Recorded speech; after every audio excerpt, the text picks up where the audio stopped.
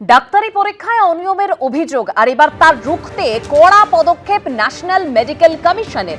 আগামী 2 ও 3রা মে দেশের সমস্ত মেডিকেল কলেজের ডাক্তারি পড়ুয়াদের ছুটি বাতিল করে দেওয়া হয়েছে। এর আগে বেশ কিছু ক্ষেত্রে ডাক্তারি পরীক্ষায় অনিয়মের অভিযোগ সামনে আসে এবং তার রুখতেই এবার কড়া পদক্ষেপ এনএমসি।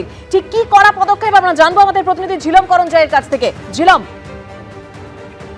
ন্যাশনাল মেডিকেল কমিশনের পক্ষ থেকে যেটা বলা হয়েছে যে 3 মে যে চিকিৎসায় ডাক্তারি পড়ুয়াদের যে প্রবেশিকার অভিন্ন প্রবেশিকা আছে নিট ইউজি, সেই পরীক্ষা 3 তারিখ তাদের ভিত্তিতে তারা যেটা নোটিশ দিয়েছে তাতে বলেছেন যে 2 তারিখ এবং 3 তারিখ কোনো ডাক্তারি পড়ুয়াকে তাদের ডিউটি থেকে ছুটি দেওয়া যাবে না।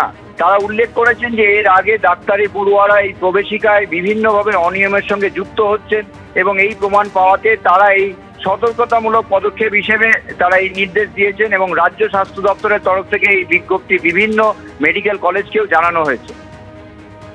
ধন্যবাদ ঝিলম।